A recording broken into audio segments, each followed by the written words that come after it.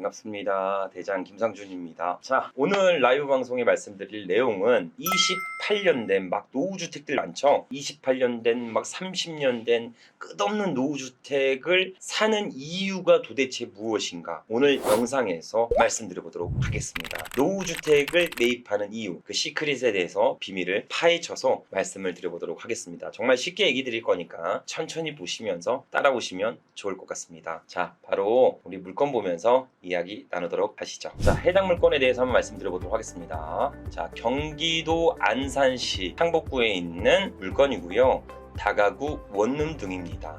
그리고 토지 면적은 72평, 신축하기 딱 좋은 평수입니다. 72평, 건물 면적은 154평입니다. 자, 그리고 감정가는 8억 4천만 원부터 출발하여 현재 최저가 5억 9천까지 1회 유찰돼서 진행하는 물건이었습니다. 낙찰은 총 입찰인원 2명 들어와서 8억대에 낙찰이 됐던 물건입니다. 자, 토지는 번호동 쪽에 있으면서 보호구역, 즉 주변에 초등학교가 있다는 겁니다. 학교가 있다는 거예요. 그리고 제2종 일반 주거지역이라고 되어 있습니다. 그리고 건물은 1층 다가구 3개 뺐고요. 1층에 다가구 3개 뺐습니다. 38평에 3가구를 뺐고 2층에도 3개 뺐고 3층에는 1조건 때문에 2가구밖에 못 뺐을 거예요. 2가구 뺐고 지하에 다가구가 3개 있습니다. 3, 3은 9, 총 11개의 호실이 현재 구성되어 있는 그런 물건이다. 제시외 건물은 있긴 합니다. 근데 뭐 큰 편 면적들이 아니라 사실상 이 경매 입찰에 있어서 큰 지장을 주진 않습니다. 전부 매각에 포함된 물건이고요. 자, 이런 물건이고 권리 분석을 한번 해보도록 할게요. 해당 부동산은 토지와 건물을 같이 사는 거기 때문에 토지 등기부와 건물 등기부를 두 가지 다 권리 분석을 진행하셔야 됩니다. 자, 건물분에 대해서 권리 분석을 좀 해보도록 할게요. 건물분의 권리 분석은 쭉 보니까 2006년 6월 28일 근저당이 가장 빠른 권리입니다. 자, 근저당이니까 근저당 이하의 모든 권리는 소멸합니다. 자, 토지 등기부 볼게요. 똑같네요. 근저당 설정 일자, 건물분과 토지분이 똑같은 근저당 설정 일자로 잡혀 있습니다. 이건 6월이네요. 2006년 6월. 이것도 2006년 6월, 그죠? 그래서 같은 근저당 이하의 토지도 모든 권리는 소멸합니다. 즉, 부동산에서 인수되는 권리는 없다는 겁니다. 자, 부동산의 권리 분석 끝났으니 임차인의 권리 분석도 해야겠죠? 임차인 권리 분석 해보도록 할게요. 자, 임차인 현황 보니까 임차인의 권리 분석은 전입만 보시면 됩니다. 전입이 낙찰자한테 대항할 수 있는 권리를 부여받기 때문에 전입만 보시면 됩니다. 확정, 배당 필요 없어요. 보증금 금액 필요 없습니다. 전입만 보시면 됩니다. 전입 1993년, 전입 2018년, 2019년. 말소기준권리 우리 얼마였죠? 2006년 6월 28일이었죠. 그러면 얘네 둘은 후순위고 여기만 선순위가 되겠네요. 그죠? 1993년 6월 10일. 근데 뭐 두 개는 어차피 후순위라 소멸하고 해당 임차인은 보증금하고 뭐 월세 확정 이런 게 전혀 없습니다. 전혀 기재가 되지 않았습니다. 즉, 감정평가사가 물건지에 가서 임차인을 대면하지 못했다는 겁니다. 그래서 그냥 오시지 않아요. 감정평가사들은 못 만났다고 해도 주민센터에 방문해서 전입세대를 열람합니다. 전입세대를 열람한 결과 이 임차인은 있다는 거죠. 전 모 씨는 임차인이 존재했다. 근데 이제 전입을 보니까 보세요. 자, 접수일자, 소유권 이전 일자가 1993년 9월 22일인데 전입일자도 1993년이에요. 그죠? 굉장히 빨리 들어와 있는 임차인입니다. 즉, 가족인 것 같아요. 가족으로 보여집니다. 자, 물건 이미지 한번 볼까요? 누가 봐도 이거 페인트도 다 벗겨지고 샤시 상태도 안 좋고 빨간 벽돌집이죠? 이런 빨간 벽돌집 잘못 사면 어떻게 된다? 평생 가져가야 된다. 이런 소리 하시는 분들 굉장히 많은데 전혀 그렇지 않습니다. 제 영상 중에서 계속 말씀드리게 보겠어요. 사람은 어디든지 산다. 그렇죠? 여기 사시는 분들 중에서 평생 내 집이 되려고 사시는 분들도 있을 수도 있지만 거의 대부분 좀 저가형 부동산을 거주하면서 나중에 갈아타기 목적으로 돈을 좀 아껴서 모으려고 하시는 분들이 굉장히 많이 있어요. 그렇기 때문에 그분들에게 저렴한 가격에 공급할 수만 있다면 기회는 누구에게나 열려 있습니다. 간혹 투자를 시작하지 못하는 이유가 그런 거예요. 내 종잣돈은 여기 있는데 내 눈은 여기 있어요. 그러면 시작이 안 되겠죠. 계속 이런 물건만 봐. 입찰해봤자 꼴찌야. 혹은 이런 물건 봐서 입찰도 못해. 돈이 없어서. 그럼 계속 가만히 있어야 됩니까? 아니죠. 내 돈이 여기 있으면, 내 종잣돈이 여기 있으면 나도 이만한 물건을 봐야 돼요. 그러면서 작은 시작을 만들어서 종잣돈을 계속 굴리는 작업을 해야 되는데 내 눈이 여기 있어서 투자를 못해. 눈을 내리는 작업들을 많이 하셔야 됩니다. 왜? 사람은 어디든지 다 사니까. 그렇죠? 토지는 컨트롤 C, 컨트롤 V가 안 되죠? 복사 붙여넣기가 안 됩니다. 존재 자체만으로도 희소성을 갖기 때문에 가격 면에서 승부력을 가져서 최대한 저가로 매입한 다음에 안전 마진을 확보 후 매도를 하시면 충분한 수익을 만들 수 있습니다. 이게 다가구라고 해요. 다가구. 주인집 세대가 있고 개별적으로 관리되는 것들, 그런 호실들, 그런 것들을 전체적으로 다 구매를 하는 겁니다. 다가구. 보시면 문도 굉장히 지저분해, 그죠? 지저분하고 누가 봐도 싫을 것 같아. 이게 이제 3층 옥상 같은데요. 자, 통상 이러죠. 여기는 주인집 세대가 사는 것 같아, 그죠? 주인 세대가 살면서 밑에 가구들에게 임대료를 받아서 운영하는 그런 부동산이다 라고 보여집니다. 꼭 남들을, 세입자들의 방들은 다 문은 이런데 여기 위에 주인집만 문이 이러죠? 이거 뭐겠어요? 주인집입니다. 그죠? 주인집. 다가구 원룸이다. 주인이 한 명 있고 여러 개 호실에 임차를 준 그런 부동산이다 라고 보시면 됩니다. 우선 해당 물건의 그럼 인프라도 한번 보도록 하겠습니다. 인프라도 한번 보죠. 지역에 대해서 얼마나 편의성을 갖고 있는지를 좀 보도록 하겠습니다. 자, 우선 여기 사리역 부근에서 최대한 근접되어 있죠. 거리를 한번 재보죠. 사리역에서 이렇게 와서 골목 따라가서 여기죠. 자, 총 거리는 390m. 도보로는 5분 거리. 아침에 늦었어. 출근해야 되는데 늦었어. 머리 감고 양치만 하고 준비 시작하고 뛰면 3분이면 도착합니다. 저 같은 경우는 숨만 쉬고 뛰면 3분이면 갈 것 같아요. 초역세권에 있는 그런 물건이라고 보시면 됩니다. 위치는 희소성을 갖습니다. 자, 여기서 도보로 한 10분 거리, 5분 10분 거리에 있고 역세권이. 그리고 뭐 중학교도 있고 여기 초등학교도 있고요. 공원도 바로 뒤에 붙어 있고 율목공원, 초등학교도 있고 뭐 중학교도 고등학교 굉장히 학군이랑 뭐 역세권이랑 갖추고 있죠. 전체적인 갖추고 있습니다. 비교 화면 분할 화면으로 좀 볼게요. 분할 화면으로 2019년 이거예요. 경매 물건이 굉장히 노후됐죠. 굉장히 노후된 물건. 진입로는 한 차 2대 정도, 2대 정도를 이동할 수가 있는 그런 구조입니다. 한 4m 될 것 같아요. 건축 허가가 나려면 4m 도로를 확보해야 합니다. 아마 이게 3m면은 이게 아마 3m 정도가 되면은 1보 정도 건축물을 뒤로 후퇴한 다음에 건축할 수 있기 때문에 그렇게 도로의 폭이 기존의 건축물이 있다면 중요하지는 않습니다. 자, 이 건물이고 그 옆에 건물은 이거 다 빨간 벽돌이죠. 노후됐어요. 이게 2019년도의 이미지. 자, 2021년도 지금 이미지 뭐죠? 자, 보세요. 이거예요, 이거.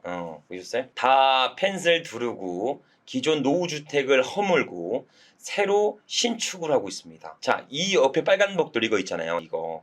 이 부동산은 지금 어떻게 됐어요? 이렇게 크게 올라와 있습니다. 그죠? 얘는 벌써 다 신축이 됐어. 이게 전후 이미지라 헷갈릴 수는 있어. 그죠? 이렇게 들어 올렸어. 한마디로 이 노후주택을 받은 이유는 해당 토지에서 적절한 용적률과 사용 수익화를 못하기 때문에 누군가가 낙찰받고 노후주택은 허물고 이렇게 신축을 준비하고 있는 그런 물건이라고 보시면 됩니다. 그럼 간단하게 이렇게 신축함에 있어서 해당 부동산을 통해 수익화 시킬 수 있는 것인지 간단하게 우리 한번 계산을 한번 해보도록 할까요? 중요합니다. 해당 지역 안에 얼마만큼 건축이 가능하고 얼마나 들어 올릴 수 있는지를 결정하는 게 용도 지역이라고 합니다. 자, 용도 지역 부분들을 한번 볼게요. 여기가 2종 일반 주거 지역이에요. 2종 일반 주거 지역. 용도 지역은 한 2종 일반 주거 건폐율 60%, 용적률 250% 이하에 적용됩니다. 자, 그럼 2번. 해당 토지는 72평 정도가 돼요. 72평. 그러면 건폐율 좀 어려울 수 있겠나? 건폐율이 해당 토지가 72평이면 72평 전체적으로 건물을 못 지읍니다. 올릴 수가 없어요. 왜냐하면 옆에 동과 다 붙어버리죠. 건물들이 딱딱 붙어버리잖아. 그러면은 뭐 이동이나 차량 이동이나 해가 들지 않으니까 건폐율을 정해서 각 용도 지역별로 정해놨습니다. 즉 건폐율이 만약에 60% 정도가 적용된다고 하면 42나 43 정도 들어 올릴 수가 있어요. 그래서 바닥 면적은 43평 정도를 들어 올릴 것 같네요. 그리고 용적률은 얼마나 올려요? 용적률을 계속 위로 올려요? 계속? 위로 계속 올릴 수는 없잖아요. 그렇죠? 그러니까 용적률을 정해놔서 층수 제한과 평수 제한을 두었습니다. 그래서 여기 지역은 용적률이 200% 정도 적용됩니다. 200% 정도가 적용되죠. 그러면 용적률 200%, 그죠? 72평이니까 뭐 7, 24, 한 140평 정도를 건축할 수가 있다는 겁니다. 바닥 면적 43평 안에 140평을 건축할 수 있다는 겁니다. 이제 신축에 대해서 기대 효과를 한번 만들어 볼게요. 자, 신축 한번 해볼게요. 그럼 1층은 요즘에 필로티라고 해서 주차장으로 다 구성을 해야 됩니다. 주차장 법이 있어서 이 분양된 주택 수마다 주차 개수가 있습니다. 그래서 1층은 필로티로 그냥 날리고 2층부터 4층까지 하면 전용 면적 한 10평 정도는 되겠네요. 전용 면적 한 10평씩 총 3개 호실을 뽑습니다. 10평씩 3개 호실 뽑으면 30평이죠? 그럼 남은 13평 어디다 써요? 이렇게 물어볼 거예요. 코어라고 하는데 공용 부분입니다. 뭐 공용 부분, 계단 올라가는 부분, 뭐 승강기 부분, 뭐 이런 부분들을 좀 배제하고 한 10개씩 3개 뽑아본 거예요. 총 개수는 2층 3개 플러스 3층 3개 플러스 4층 3개 플러스 5층까지 뽑아지니까 5층은 1조건 때문에 반이 이상이 깎여요. 그래서 1조건 제한으로 한 개의 호실이 가능합니다. 근데 이거 이러면은 누가 거기 5층에 들어가 살아. 반 깎여서 너무 탁층이고 너무 올라지잖아. 어차피 엘리베이터 있고요. 5층에는 한 개 호실이기 때문에 층 옆에의 그 소음 같은 것들을 최대한 차단할 수 있습니다. 그리고 필로티로 쭉 빼기 때문에 앞에 여유 공간이 생겨요. 나만의 공간이 생깁니다. 그래서 오히려 5층도 매력 있는 구조가 될 수 있겠죠. 베란다 서비스. 그러면 총 10개 호실이죠. 10개 호실 신축이 가능. 자 보세요. 여기 3개, 얘 3개, 6개, 9개, 5층 1개 잘리니까 1개, 총 10개죠? 10개 호실이 신축이 가능합니다. 10개 호실이 가능하고 인근에 이 정도 평수 신축 빌라 시세가 약 2억 한 5천만 원 정도는 받는 걸로 보여집니다. 자, 전용 면적 10평씩 뽑으면 10평 아니에요. 통상 15평, 16평으로 나옵니다. 그래서 약 2억 5천만 원 정도 분양가를 유지하고 있습니다. 수익은 2억 5천씩 10개를 완판 분양하면 총 그냥 25억 정도가 되겠네요. 그죠? 25억입니다. 자, 그럼 우리 총 투자 금액도 한번 들어가 보죠. 토지 매입 비용이 얼마였죠? 아까 낙찰가 8억 정도였습니다. 낙찰가 8억이 그분은 건축물을 보고 산 게 아니에요. 땅을 보고 산 겁니다. 이 땅에서 내가 어떠한 건축물을 들어 올렸을 때 얼마나 수익이 나겠냐, 나를 보고 산 거야. 거기 안에 뭐 페인트 벗겨졌네, 이거 도색해야 되는데, 이런 게 아니야. 토지를 본 겁니다. 토지를. 그래서 토지 매입 비용이라고 생각하시면 돼요. 토지 매입 비용 8억고 건축비가 들겠죠? 평당 한 600만 원 정도면은 충분합니다. 도급으로 계약해서 전체 다 아예 철거 허물고 들어 올리고 거기에다가 필요한 가전 가구 세팅까지 다 끝내는 거 평당 600만 원 정도 예상하시면 됩니다. 예상. 기존에는 조금 저렴했었는데 요즘에는 뭐 철근 콘크리트나 자재값들이 조금 올라가서 이렇게 소형 평형 때는 한 600만 원 정도를 예상하시면 됩니다. 그럼 이게 140평 건축행위 하죠? 그쵸? 제가 아까 전에 이 140평 건축한다 했으니까 140평이면 얼마죠? 64, 24, 6, 1, 6 그럼 8억 4천 되겠네요. 8억 4천만 원 맞죠? 그러면 합계를 해보죠.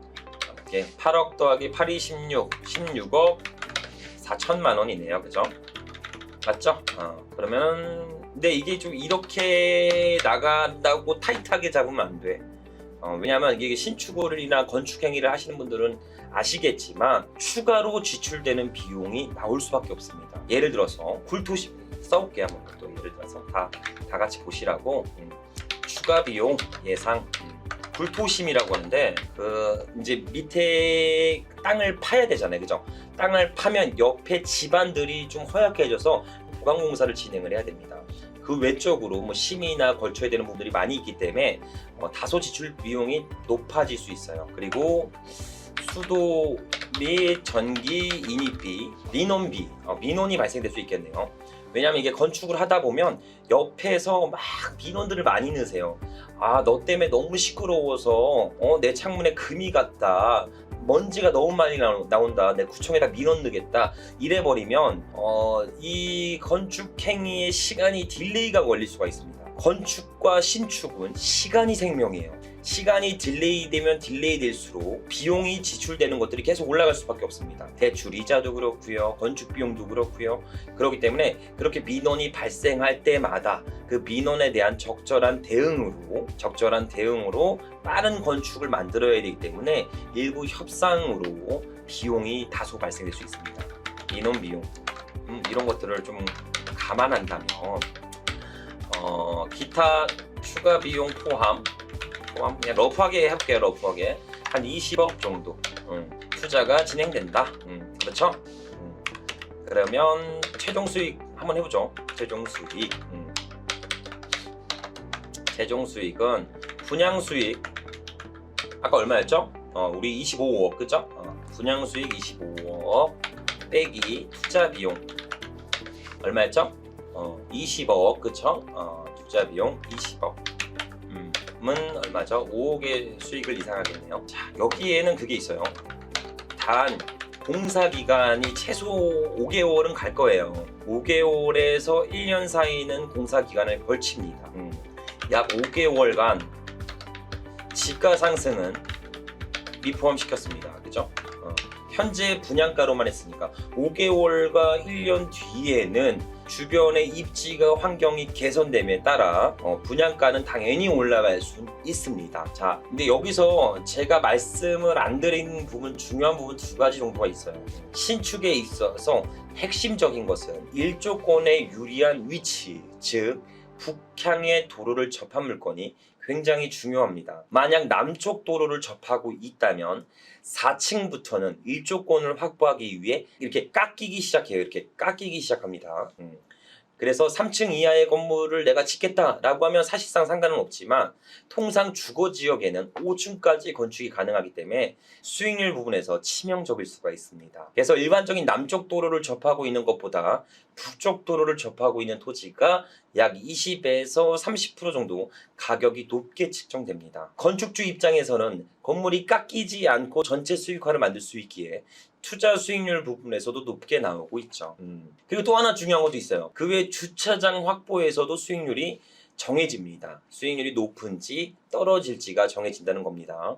주택 면적을 어떻게 구성하냐에 따라 세대별 0.5대 혹은 1대 정도의 주차장을 확보해야 됩니다. 그래서 건축법을 위반하여 주택 용도를 근생으로 뽑는 경우가 대다수 있죠. 경매물권에도 다양하게 숨겨져 있습니다. 꼭 입찰 전 건축물 대장을 체크하는 습관을 두셨으면 좋겠습니다. 자, 이렇게 토지를 보고 대략적인 기대 수익을 내가 만들 수 있는 시야를 가지고 있다면 그때부터는 부동산 완제품만 보는 것이 아닌 해당 토지의 본질적인 가치를 보게 됩니다. 즉 해당 부동산의 생산자가 돼서 다양한 기대 수익을 만들어 볼 수 있게 된다는 거죠. 하지만 근데 이런 시야와 경험은 하루아침에 생겨나지는 않습니다. 소액 경매를 통해 작은 공정들을 배우며 여러 가지 변칙적인 사항에 대응할 수 있는 해안을 배우고 터득하셔야 되죠. 그래야 한 번 제대로 배워서 평생 동안 활용할 수 있는 디벨로퍼 기술을 습득할 수 있게 된다는 겁니다. 대장령님 영상 때문에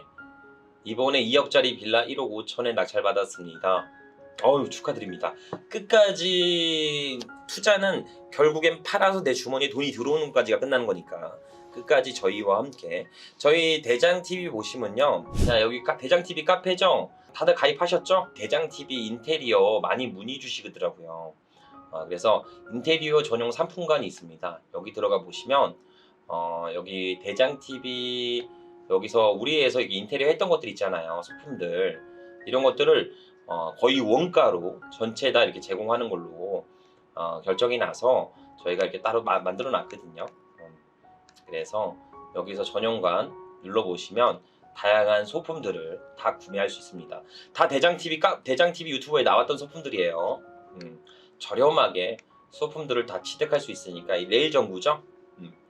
이렇게 취득할 수 있으니까 여기 보시면서 원하시는 인테리어 소품들 챙겨보시면서 진행하셨으면 좋겠습니다. 보스북스라고 출판사를 운영하고 있어요. 그래서 내가 만약에 경매 투자나 온라인 마케팅을 통해 수익을 만들었고, 이것을 내가 여태까지 왔던 리스크나 길을 최소화하면서 이 내 성공담을 많이들 알려드리고 싶다, 출판에 대해서 욕심이 난다 라고 하시는 분들은 저희 대장 북수에게 투고하시면 저희가 다양한 혜택과 진행도 가능해 드리니까 요거 출판 관련해서도 한번 참고하셔서 말씀 나누시면 좋을 것 같습니다.